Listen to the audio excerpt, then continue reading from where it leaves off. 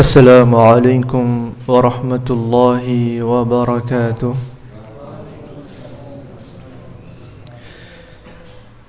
الحمد لله على إحسانه والشكر له على توفيقه وامتنانه وأشهد أن لا إله إلا الله وحده لا شريك له تعظيما لشأنه وأشهد أن محمدا عبده ورسوله الداعي إلى رضوانه صلوات الله وسلامه عليه وعلى آله وأصحابه وأتباعه.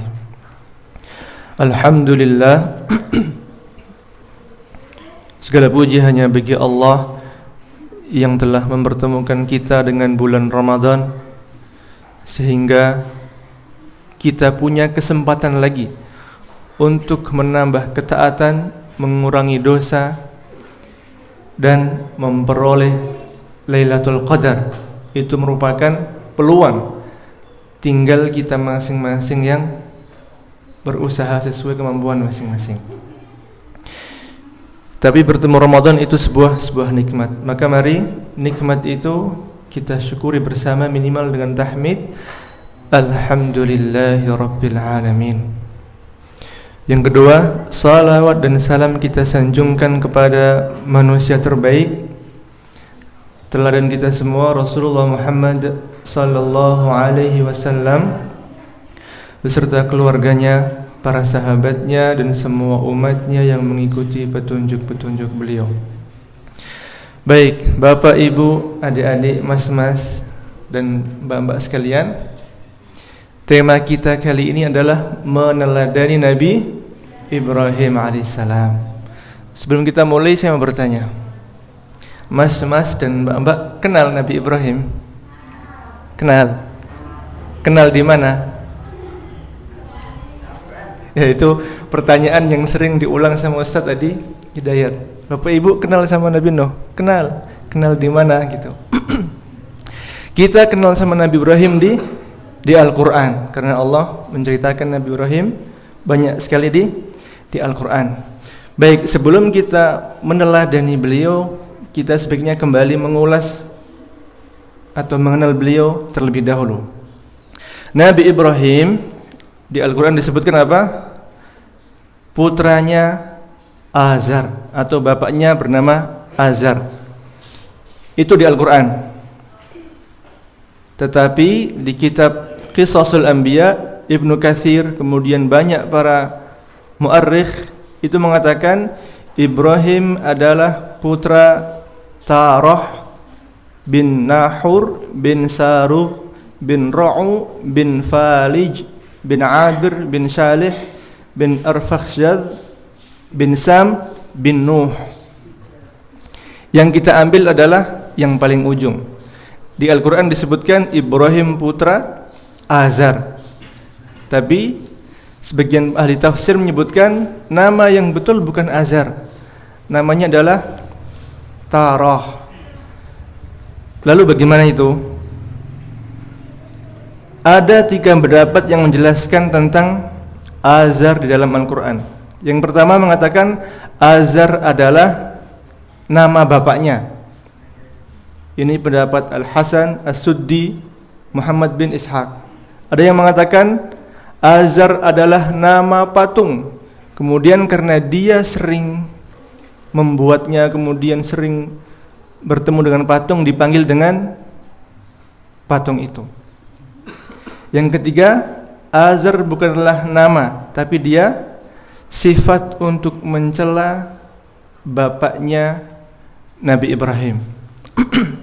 Tapi ini paling lemah. Tidak mungkin seorang nabi kemudian memanggil bapaknya dengan celaan. Maka apa yang kita ambil, garis tengahnya adalah kita baca pendapat Al-Laits As-Samarqandi.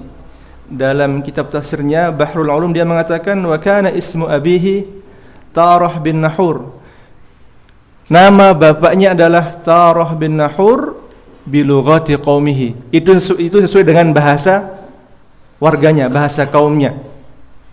Wa bilughati ghairihim kana Azar. Dan kalau di bahasa lain atau orang lain menyebutnya adalah Azar. Begitu. Jadi dua pendapat itu bisa dikompromikan. Sama Al-Laits As-Samarqandi mengatakan kalau Tarah bin Nahur itu memang nama bapaknya tapi dengan bahasa kaumnya. Kalau Azar itu orang di luar kaumnya yang menyebut Azar, seperti Yakub sama Israel. Gitu. Itu mengenai Nabi Ibrahim. Kemudian siapa nama bapaknya? Kalau Imam At-Tabari mengatakan Allah Subhanahu wa taala di Al-Qur'an menyebutkan bahwasanya nama bapaknya Azar. Wa hadzal qaulu huwal mahfuz 'inda ahli ilm, dan nama ini yang terhafal, tersimpan di kalangan para ahli ilmu. Jadi memang di Al-Qur'an disebut Azar begitu. Tapi tadi kita ambil garis tengahnya, Azar adalah sebutan bagi orang di luar kaum Nabi Ibrahim. Kalau Tarah itu penyebutan untuk kalangan internal kaum Nabi Ibrahim alaihi assalam. Sekarang kita bertanya, apa pekerjaan pekerjaan ayah Nabi Ibrahim? Kita telah hafal bahwasanya pembuat patung. Kemudian kalau patungnya sudah dibuat, diberikan kepada Nabi Ibrahim untuk dijual ke manusia. Jadi Nabi Ibrahim sebelum diangkat menjadi nabi itu dulu ditugasi oleh ayahnya menjual Tuhan buatan. Maka Ibnul Athir meriwayatkan bahwasanya Nabi Ibrahim pernah membawa patung itu dan berjalan di pasar mengatakan, man yashtari man la yadurruhu wa man la yanfa'uh. Siapa yang mau membeli barang yang tidak bisa mendatangkan manfaat dan tidak bisa mendatangkan mudarat, maka kata beliau fala yashtariha minhu ahad, maka tidak ada seorang pun yang membeli. Maka kemudian Nabi Ibrahim membawa patung-patung itu ke sungai, kemudian memasukkan kepalanya ke air dan mengatakan ishribi, minumlah. Dalam rangka apa? Dalam rangka mengejek begitu. Nah, ini beliau lakukan sebelum beliau diangkat menjadi nabi. Ini yang mengisahkan Ibnul Athir. Baik. Itu masa kecil Nabi Ibrahim alaihi assalam. Kemudian singkat cerita, Nabi Ibrahim diangkat menjadi nabi. Kemudian diperintahkan untuk berdakwah. Yang mana yang pertama kali beliau dakwai adalah bapak sendiri atau orang yang terdekatnya. Karena bentuk cinta kepada kedua orang tuanya. Baik. Allah menyebutkan di surah Maryam, "Wadhkur fil kitab Ibrahim, innahu kana siddiqan nabiyya." Dan kisahkanlah wahai Muhammad di Al-Qur'an tentang Ibrahim, bahwasanya dia adalah seorang siddiq dan seorang nabi. Apa itu siddiq? Syekh As-Sa'di menjelaskan as-siddiq adalah orang yang membenarkan, mempercayai, kemudian dia jujur penuh keimanan, mengamalkan dan mempercayai perintah dari Allah Subhanahu wa taala. Lanjutan ayatnya berbunyi, idz qala li abihi ya abati lima ta'budu ma la yasma' wa la yubsir wa la yughni 'anka syai'a. Ini kisah tentang dakwah beliau dengan ayahnya. Wahai ayahku, kenapa engkau sembah sesuatu yang tidak mendengar, tidak melihat dan tidak bisa mendatangkan manfaat? Itu ajakan kepada ayahnya. Yang pertama kali didakwai dengan kata ya abati, dengan sebutan yang lemah lembut, wahai ayahku. Kalau di bahasa Indonesia sepertinya tidak ada tingkatan bahasa nggih. Ayah tetap ayah. Ayah, bapak itu sama. Kalau dalam bahasa Arab, abati lebih halus daripada ya abi. Begitu. Kemudian Di ayat berikutnya berbunyi, ya abati inni qad ja'ani minal ilmi ma lam ya'tika fattabi'ni ahdika siratan sawiyya.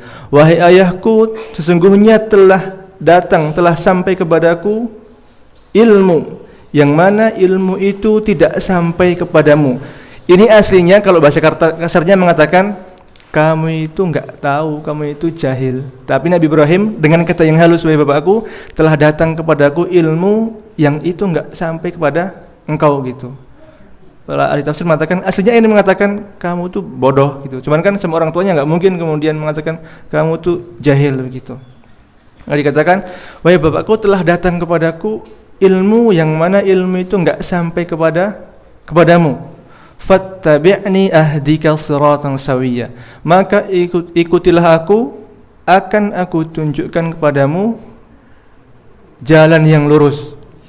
Begitu. Didakwai, tetapi ternyata sang ayah tidak terima, malah mengatakan, qala araghibun anta an alihati ya Ibrahim? Wahai Ibrahim, apakah engkau benci, tidak suka terhadap Tuhan-Tuhanku? La illam tantahi la arjumannak. Kalau enggak berhenti, kalau enggak berubah, aku akan menghukummu, akan menyiksamu, mengancam. Maka Nabi Ibrahim kemudian mengatakan, qala salamun alaik. Salam kesejahteraan untuk engkau. Sa'astaghfiru laka rabbi. Aku akan memohonkan ampun kepada Tuhanku. Nah, ini sebuah janji, satu buah janji dari Nabi Ibrahim untuk ayahnya. Sa'astaghfiru laka rabbi innahu kana bi hafiyya. Karena dimarahi kemudian diancam, kemudian tidaklah keluar darinya kecuali kata-kata yang berisi doa, kemudian tetap ungkapan yang baik, bahkan semoga kesejahteraan kepada engkau dan aku akan memintakan ampun untuk engkau kepada Allah Subhanahu wa taala. Kemudian sekarang kita berpindah sanjungan atau keutamaan Nabi Ibrahim alaihi assalam. Kalau tadi permulaan dakwah beliau kepada ayahnya, sekarang keutamaan Nabi Ibrahim alaihi salam adalah yang pertama apa? Nabi Ibrahim itu Khalilullah, kekasih Allah. Jadi keutamaan Nabi Ibrahim yang pertama adalah Khalilullah, kekasih Allah. Dan beliau, Nabi Ibrahim adalah orang yang pertama kali diberi pakaian hari kiamat. Karena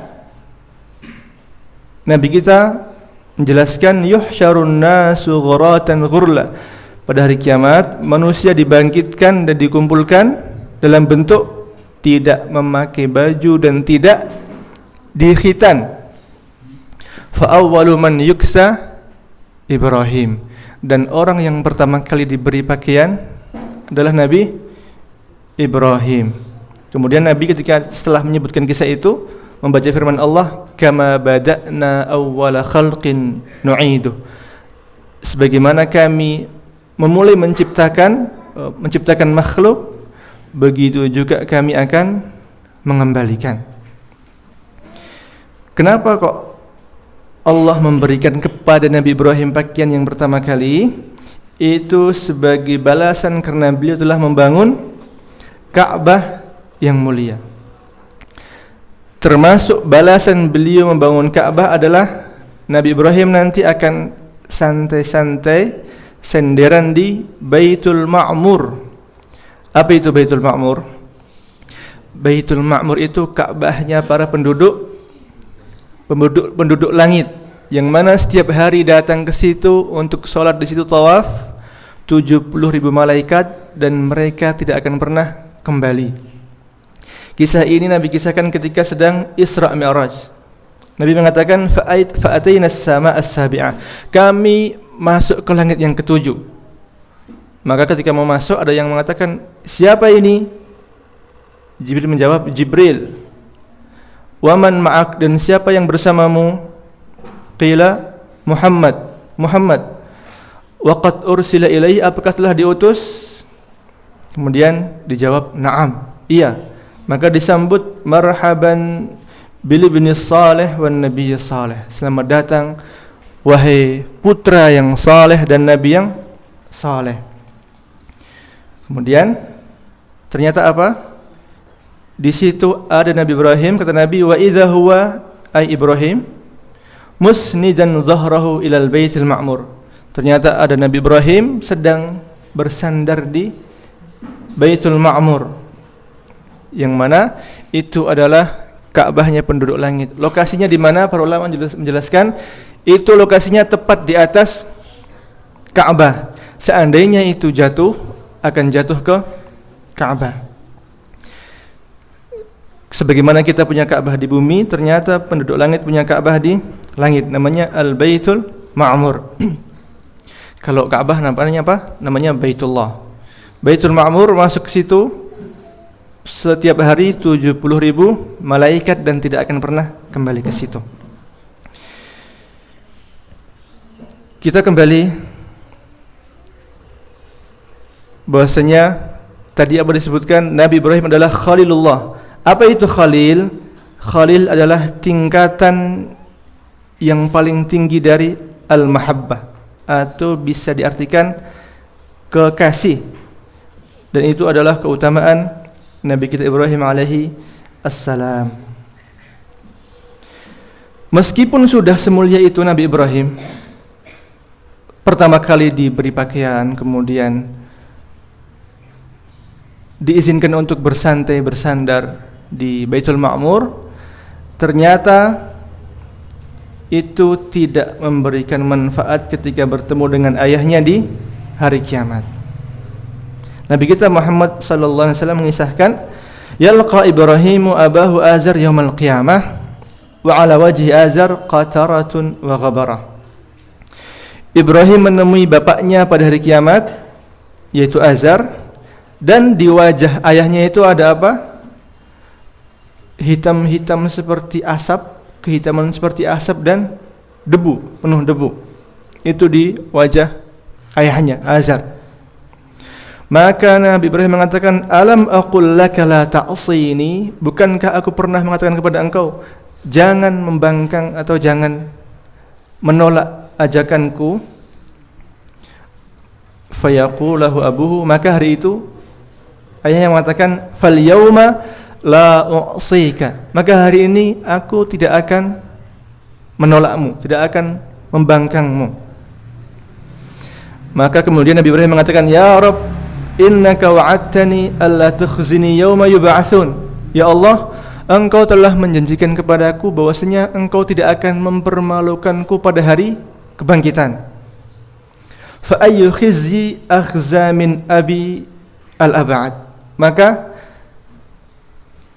apakah ada rasa malu yang lebih besar dibanding melihat ayahku orang yang paling jauh dari rahmat Allah? Maka apa kata Allah? Inni haramtul jannata 'alal kafirin. Aku sungguhnya telah mengharamkan surga bagi orang-orang kafir. Kemudian Allah melanjutkan firman-Nya, ya Ibrahim, ma tahta rijlaik. Wahai Ibrahim, apa yang ada di bawah kakimu? Fayanzuru fa idza huwa bidhikhin multatikh fayu'khadhu biqawaimihi fayulqa fin-nar. Maka kemudian Nabi Ibrahim memperhatikan ke kakinya, ternyata di bawah kakinya ada seperti seekor ad-daba.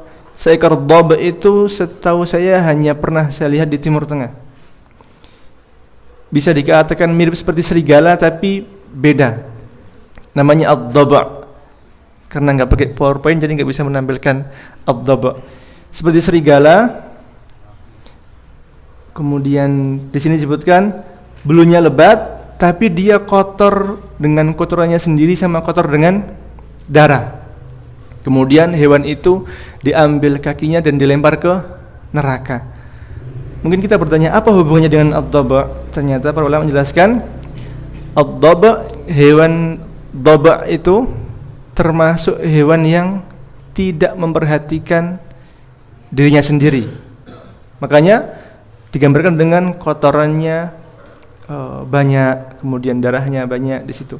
Itu sindiran. bahwasanya orang kafir itu jorok atau menjijikkan, sehingga Nabi Ibrahim pun tidak suka. Jadi itu kurang lebih gini, itu ibarat ayahmu itu sudah kotor begitu. Nah, begitu.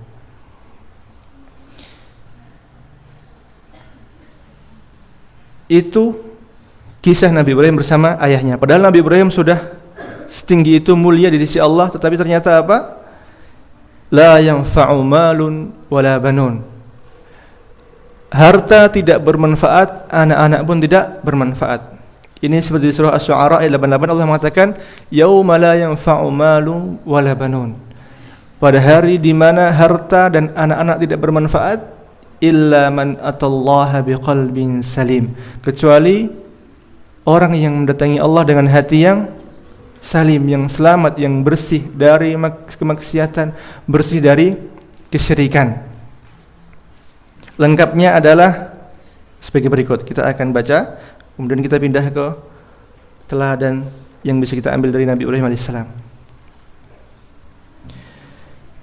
Allah berfirman di surah Asy-Syu'ara, "Watlu 'alaihim naba'a Ibrahim." Bacalah kepada mereka berita tentang Nabi Ibrahim. "Idz qala li abihi ma ta'budun." Ketika mengatakan kepada ayahnya, apa yang kalian sembah? Mereka menjawab, qalu na'budu asnaman fanadhallu laha 'akifin. Kami menyembah patung-patung dan kami tekun setia kepadanya. Qala hal yasma'unakum idz tad'un? Nabi Ibrahim mengatakan, apakah mereka itu mendengar kalian ketika kalian panggil meminta berdoa begitu? Aw yanfa'unakum aw yadurrun? Apakah mereka itu bisa memberikan kalian manfaat atau bisa memberikan mudarat? Qalu bal wajadna aba'ana kadzalika yaf'alun. Mereka mengatakan, tetapi kami mendapati ayah-ayah kami, nenek moyang kami begitu berbuat. Qala afara'aytum ma kuntum ta'budun? Nabi Ibrahim mengatakan, tahukah kalian apa yang kalian sembah? Antum wa aba'ukumul aqdamun, yang kalian sembah termasuk yang disembah oleh nenek moyang kalian. Fa innahum aduwwul li illa rabbil alamin. Maka mereka semua itu musuh buat saya, kecuali illa rabbil alamin, kecuali Allah Rabbul Alamin. Alladzi khalaqani fahuwa yahdin, yang mana Allah lah yang menciptakanku dan dia memberiku petunjuk. Walladzi huwa yut'imuni wa yasqin, yang mana dia memberiku makan dan minum. Wa idza maridtu fahuwa yashfin, dan apabila aku sakit dialah yang menyembuhkan. Walladzi yumituni thumma yuhyin, dialah yang menghidupkanku, dialah yang mematikanku kemudian menghidupkanku. Walladzi atma'u an yaghfira li khati'ati yaumiddin, dan yang amat aku harapkan ampunannya pada hari kiamat. Rabbi habli hukma wa alhiqni bis salihin, ya Allah, karuniakanlah kepadaku hikmah, kebijaksanaan, wa alhiqni bis salihin, dan masukkanlah aku termasuk orang-orang yang saleh. Wa ja'al li lisana sidqin fil akhirin, dan jadikanlah aku termasuk orang yang disebut kebaikannya bagi orang yang nanti akan datang. Wa ja'alni min warasati jannatin na'im, dan jadikanlah aku termasuk penduduk surga An-Na'im. Kemudian di akhir, waghfir li abi innahu kana minadh dhallin, dan ampunilah ayahku karena dia termasuk orang-orang yang tersesat. Wala tukhzini yauma yub'atsun, dan janganlah engkau permalukanku pada hari kebangkitan. Yauma la yanfa'u malu wala banun, pada hari di mana harta dan anak-anak tidak bermanfaat. Illa man atallaha biqalbin salim, kecuali bagi orang yang mendatangi Allah dengan hati yang bersih dari kesyirikan, kemaksiatan. Tadi Beliau berdoa banyak sekali. Rabbi habli hukma waj'alni min warathati jannati na'im. Itu satu pelajaran yang bisa kita ambil adalah apa? Hendaklah kita senantiasa berdoa kepada Allah Subhanahu wa taala, memohon sekelas Nabi Ibrahim masih berdoa kepada Allah, meminta kepada Allah Subhanahu wa taala. Maka kita yang manusia biasa ini lebih layak untuk memperbanyak doa kepada Allah Subhanahu wa taala. Yang kedua, sebelum kita lanjut ke faidah atau pelajaran adalah yang kedua, Nabi Ibrahim disanjung oleh Nabi adalah apa? Beliaulah yang paling mirip dengan Nabi kita Muhammad sallallahu alaihi wasallam.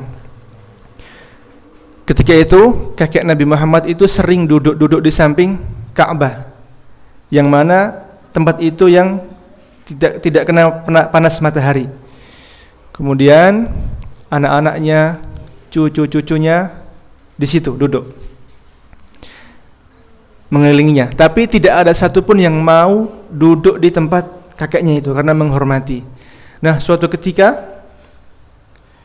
pas sang kakek duduk di situ, kemudian dipanggillah Nabi kita Muhammad ketika kecil, pas kecil dipanggil di pangku. Maka orang-orang yang tawaf mengatakan, ketika melihat kaki Nabi Muhammad mengatakan, karena orang Arab itu terkenal dengan bisa melihat ini anak siapa hanya dari kakinya.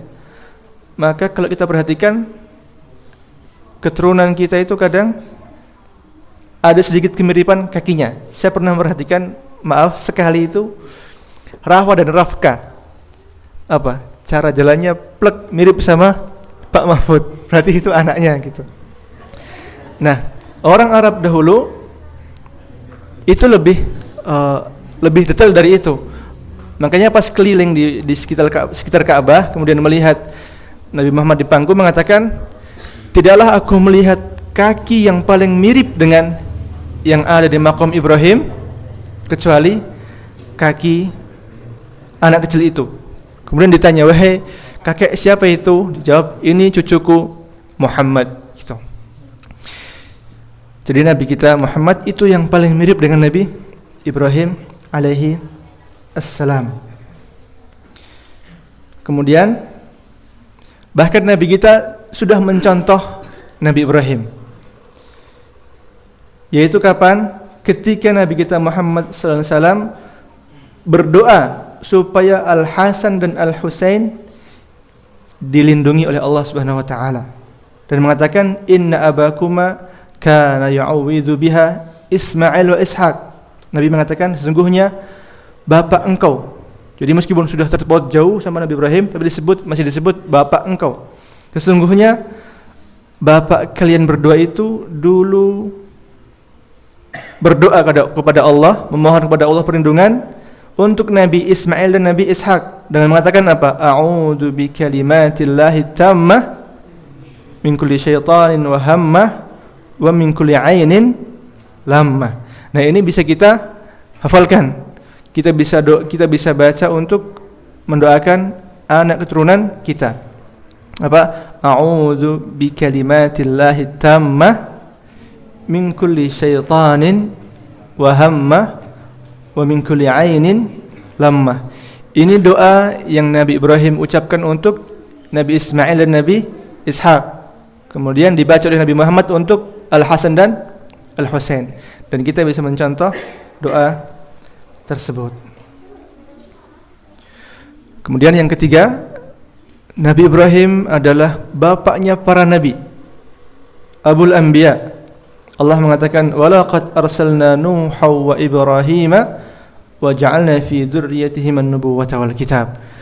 Dan sungguh telah kami utus Nuh dan Ibrahim, dan kami jadikan di keluarga mereka berdua kenabian dan Alkitab, yaitu diturunkan Alkitab.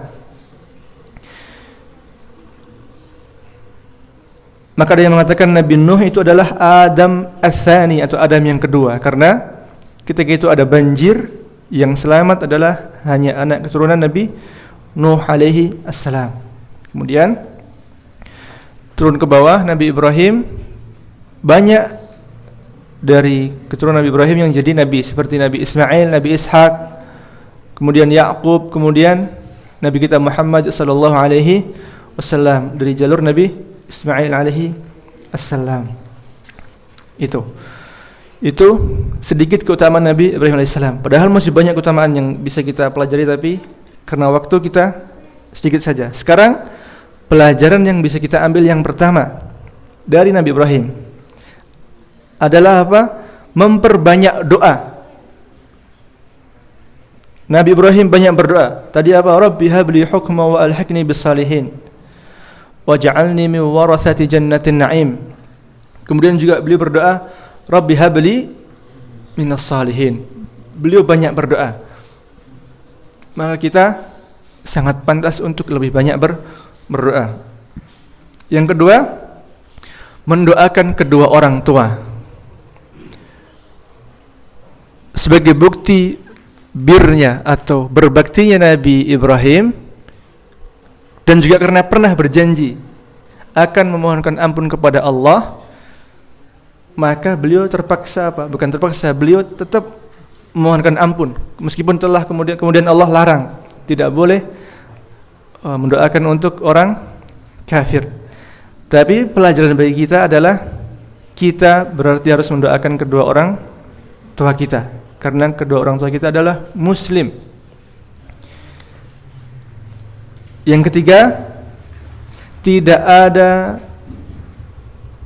toleransi, tidak ada basa-basi dalam akidah. Maksudnya kalau itu penyimpangan, dinasihati, jangan kemudian dibiarkan. Begitu. Bahkan Nabi Ibrahim mengatakan, inni araka wa qaumaka fi dhalalim mubin. Sesungguhnya aku melihat engkau, hai ayahku dan kaummu, dalam kekeliruan yang nyata atau dalam kesesatan yang nyata.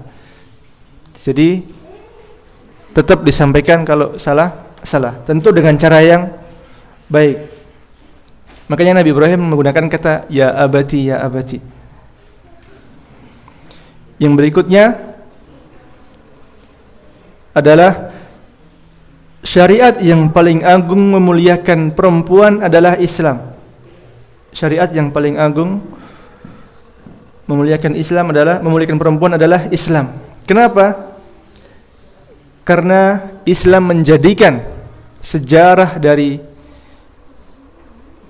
Ibunda Hajar ketika berlarian dari Safa Marwah menjadi bagian dari rukun ibadah haji, termasuk umrah. Padahal dulu itu pertama kali yang berusaha di situ siapa? Ibunda Hajar. Yang keempat adalah pelajarannya, man taraka syai'an lillah awadahu Allahu khairan minhu. Barang siapa yang meninggalkan sesuatu karena Allah, maka Allah akan menggantikan untuknya yang lebih baik darinya. Ketika orang tuanya marah, kemudian Nabi Ibrahim meninggalkan, kemudian berhijrah, maka apa? Allah mengatakan, wahabana lahu Ishaq wa Yaqub wa kullan ja'alna nabiyya. Kami karuniakan kepadanya Ishak dan Yakub. Wa kullan ja'alna nabiyya. Dan keduanya kami jadikan sebagai nabi.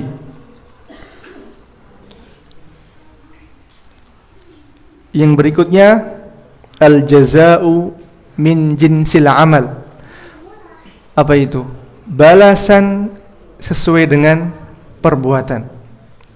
Jadi al-jaza'u min jinsil amal, balasan sesuai dengan amal perbuatan. Apa yang bisa kita ambil mengenai itu dari kisah Ibrahim?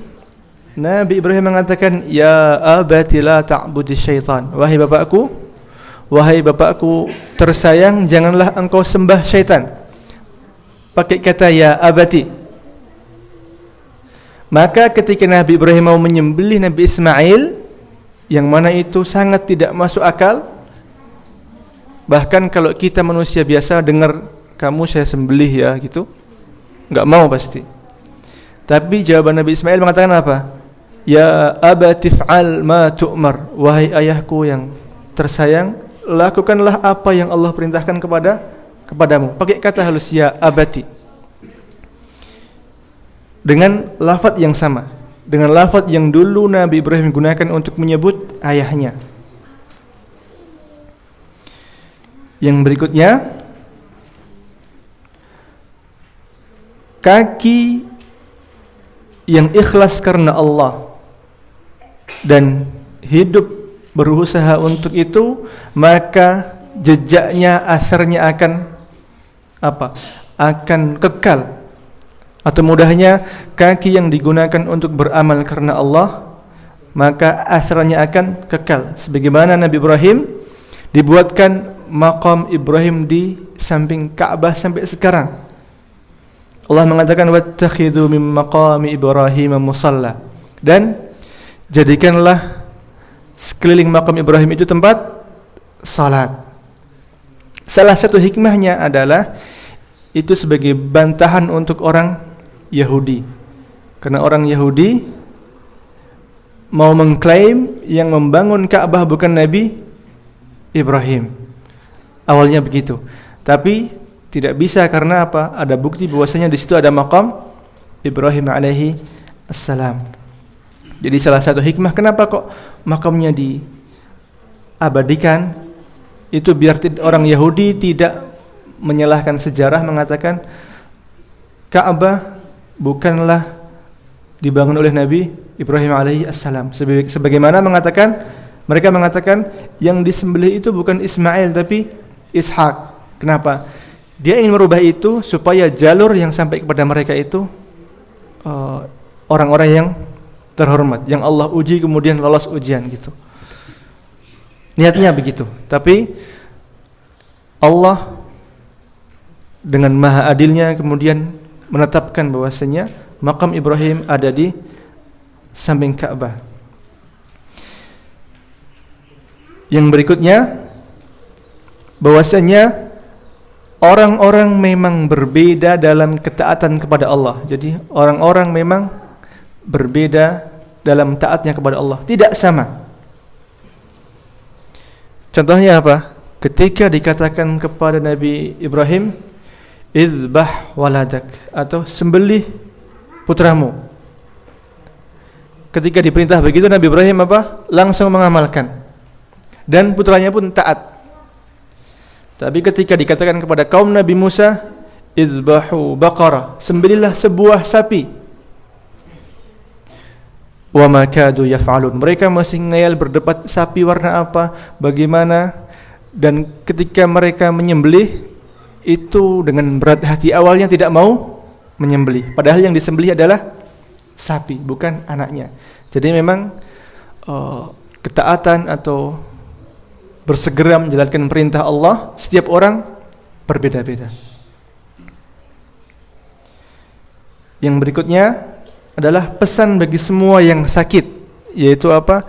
Hendaklah senantiasa menggantungkan hatinya kepada Allah Subhanahu wa taala, menggantungkan kesembuhannya kepada Allah Subhanahu wa taala, seperti Nabi Ibrahim alaihi assalam yang mana mengatakan wa idza maridtu fahuwa yashfin. Apabila aku sakit, maka dialah Allah yang menyembuhkan. Dan ini sangat baik, sering diulang, disampaikan oleh para bapak rohaniawan yang di rumah sakit. Biar orang yang sakit itu tidak kemudian 100% menyerahkan kepada obat atau dokter. Dikhawatirkan kalau dia sangat meyakini obat dan dokter dan lupa kepada Allah, bisa jadi itu apa? Terjatuh ke menyekutukan Allah. Kalau memang dia sampai kemudian melupakan Allah Subhanahu wa taala dan meyakini kalau bukan karena ini saya enggak sembuh, begitu. Yang berikutnya, pentingnya memohon keturunan yang saleh. Pentingnya memohon keturunan yang saleh. Nabi sekelas Nabi, kan logikanya kita memahami insyaallah kalau anak-anak Nabi itu saleh gitu. Tapi meskipun begitu Nabi Ibrahim masih berdoa, Rabbi habli minas salihin. Ya Allah, karuniakanlah kepadaku keturunan-keturunan yang saleh. Memang secara logika kita memikirkan insyaallah keturunan Nabi itu saleh-saleh. Tapi ada satu atau berapa yang membangkang, seperti putra Nabi Lut alaihi assalam, Nabi Nuh alaihi assalam, yang mana tidak mau diajak naik ke atas kapal, kemudian termasuk orang yang tenggelam. Nah, Nabi Ibrahim paham betul itu, maka beliau berdoa, Rabbi habli minas salihin, ya Allah, karuniakanlah kepadaku keturunan yang saleh. Kemudian selain itu dia mendoakan untuk keturunan yang nanti yang akan datang, mengatakan Rabbi ja'alni muqimas salati wa min dzurriyyati, ya Allah, jadikanlah aku termasuk orang-orang yang mendirikan salat dan juga keturunan-keturunan aku.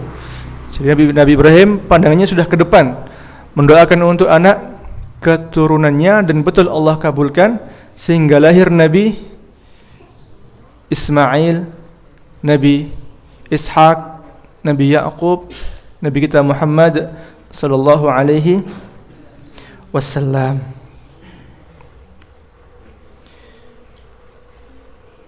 Kemudian yang terakhir adalah hal yang paling besar yang mampu membantu seseorang untuk menjaga salat, kemudian menjaganya adalah doa. Karena sekelas Nabi Ibrahim masih berdoa, Rabbi ja'alni muqimas shalah, ya Allah, jadikanlah aku orang-orang yang mendirikan salat. Maka kita yang kadang masih berat untuk salat atau kadang sering telat atau mungkin pernah ketiduran, sangat baik kalau kita termasuk yang sering mengulang doa itu, Rabbi ja'alni muqimas salati wa min dzurriyyati Rabbana wa taqabbal doa. Itulah sedikit tentang kisah Nabi Ibrahim, kemudian pelajaran-pelajaran yang bisa kita teladani dari beliau alaihi assalam. Masih ada 15 menit. Apabila ada pertanyaan kemudian kami bisa menjawab, kami persilahkan. Terima kasih Ustaz Ahmad Abdul atas penyampaian materinya. Sekarang masuk sesi tanya jawab. Bagi jemaah yang ingin bertanya kami persilahkan.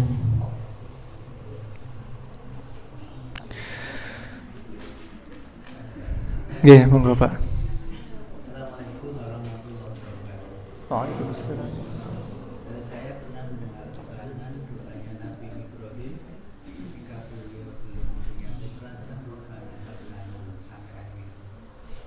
Kemudian setelah beliau diberi putra, doanya berganti menjadi Rabbi ja'alni muqimas shalah.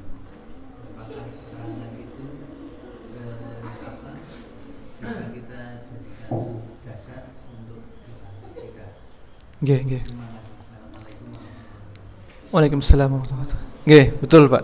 Saya belum pernah membaca keterangan itu, tapi dari yang Bapak sampaikan saya bisa memahami itu betul. Jadi yang pertama ketika beliau belum punya putra berdoa, Rabbana hablana min ladunka dzurriyyatan thayyibah. Ya Allah, karuniakanlah kepada kami dari sisi Engkau keturunan keluarga yang baik. Jadi memang ketika sebelum punya keturunan minta keturunan dulu. Terus apa bedanya Rabbana hablana sama Rabbi habli? Kalau Rabbana hablana itu jamak, ya Allah karuniakanlah kepada kami. Kalau Rabbi habli, ya Allah karuniakanlah kepadaku. Seperti Rabbighfirli sama Rabbana ighfir lana. Jadi sebelum beliau punya keturunan minta keturunan kan. Setelah punya keturunan baru kemudian berdoa untuk menjaga salat sama mendoakan keturunannya. Rabbi ja'alni muqimas salati wa min dzurriyyati. Nah, pelajarannya gimana? Mungkin singkatnya gini, adik-adik yang masih jomblo, yang masih muda atau yang belum punya keturunan, itu pertama berdoa dulu minta keturunan atau keluarga yang baik. Rabbana hab lana min ladunka dzurriyyatan thayyibah. Termasuk saya gitu. minta dulu. Nah, baru nanti kalau sudah punya anak keturunan, baru doakan mereka dengan doa yang baik-baik. Apapun itu, mau pakai redaksi yang dipakai oleh Nabi Ibrahim, boleh. Rabbi ja'alni muqimas salati wa min dzurriyyati. Itu boleh. Begitu mungkin Pak. Ada yang lain? Tidak ada Mas, tidak ada. Terima kasih Ustadz Ahmad Farudin.